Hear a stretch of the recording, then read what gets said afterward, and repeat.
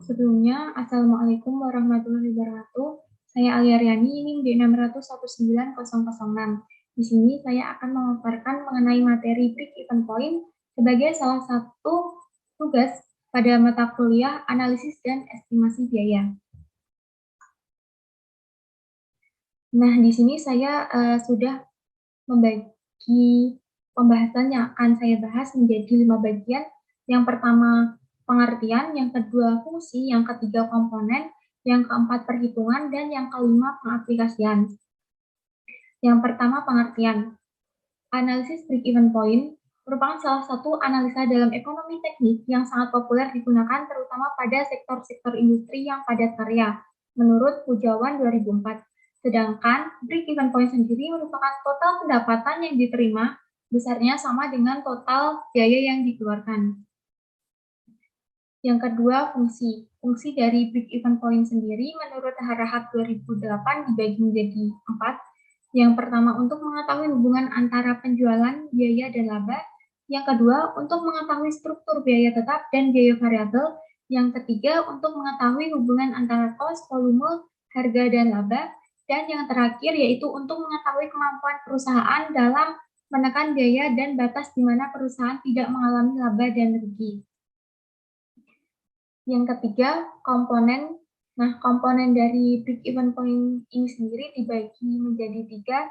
Yang pertama ada biaya tetap atau biasa disebut dengan fixed cost, merupakan biaya yang dikeluarkan oleh pemilik industri di mana besar kecilnya tidak dipengaruhi oleh jumlah produksi atau pengeluarannya bersifat konstan selama proses produksi tersebut berlangsung. Contohnya biaya gaji, biaya penyusutan, biaya asuransi, dan biaya sewa. Yang kedua yaitu biaya tidak tetap atau biasa disebut dengan variable cost, merupakan biaya yang secara totalitas berubah mengikuti perubahan kuantitas output yang dihasilkan oleh perusahaan tersebut.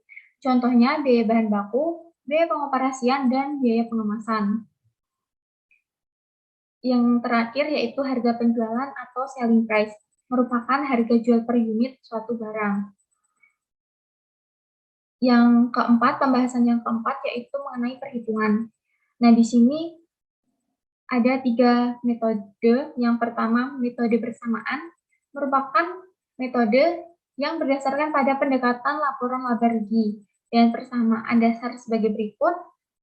Menurut Halim, penghasilan total sama dengan biaya total, penghasilan total sama dengan biaya variabel ditambah biaya tetap. Nah, persamaan tersebut dapat diuraikan dalam rumus PX sama dengan A plus BX. Keterangannya, P merupakan harga jual per unit suatu produk, X merupakan unit produk yang dijual, A merupakan total biaya tetap, dan B merupakan biaya variabel setiap unit produk. Dari persamaan tersebut dapat diuraikan menjadi rumus break-even point.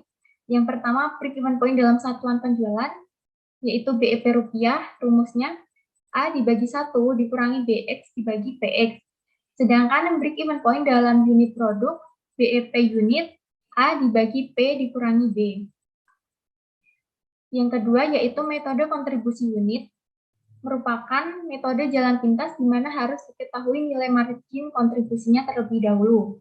Nah, untuk mencari titik impas rumusnya sebagai berikut. BEP dalam unit, biaya tetap dibagi margin kontribusi per unit, sedangkan BEP rupiah, biaya tetap dibagi rasio margin kontribusi. Ketiga, metode grafis. Grafis titik impas akan menunjukkan volume penjualan pada sumbu X atau garis horizontal dan biaya akan terletak pada sumbu Y atau garis vertikal. Sedangkan titik impas akan terletak pada perpotongan antara garis pendapatan dan garis biaya. Garis sebelah kiri, garis impas menunjukkan sisi kerugian, sedangkan sisi sebaliknya akan menunjukkan sisi laba usaha. Nah, dengan adanya metode grafis ini, manajer dapat menghindari metode matematis pada waktu tingkat penjualan yang berbeda yang sedang dipertimbangkan. Yang terakhir yaitu pengaplikasian. Berikut ini data biaya dan rencana produksi pada PT Laksamana Raja di Laut.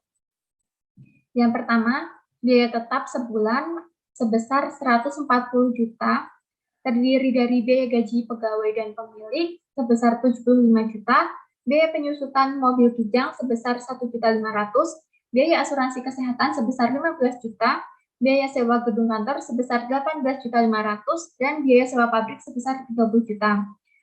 Yang kedua, biaya variabel per unit sebesar Rp75.000. Terdiri dari biaya bahan baku sebesar Rp35.000, biaya tenaga kerja langsung sebesar Rp25.000, dan biaya lain sebesar Rp15.000. Yang ketiga, harga jual per unitnya sebesar Rp95.000 dan kapasitas produksi penuh sebesar 15.000 unit. Nah, berikut ini merupakan metode persamaannya BEP dalam rupiah dengan hasil 665 juta dan BEP unitnya 7.000 unit.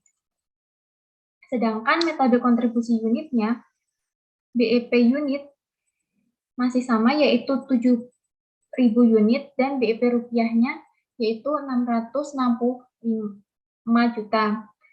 Nah, di sini yang membedakan hanyalah rumusnya. Namun untuk hasilnya di sini masih sama. Nah, yang terakhir yaitu metode grafis.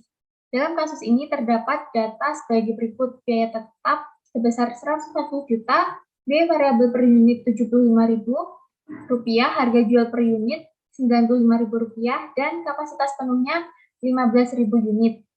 Nah, berikut ini merupakan grafik dari break-even point. Dapat dilihat di sini dengan keterangan PC merupakan biaya tetap dalam produksi penuh, PC merupakan biaya variabel dalam produksi penuh, dan S merupakan penjualan dalam produksi penuh. Nah, mungkin cukup sekian yang dapat saya sampaikan. Kurang lebihnya saya mohon maaf. Wassalamualaikum warahmatullahi wabarakatuh.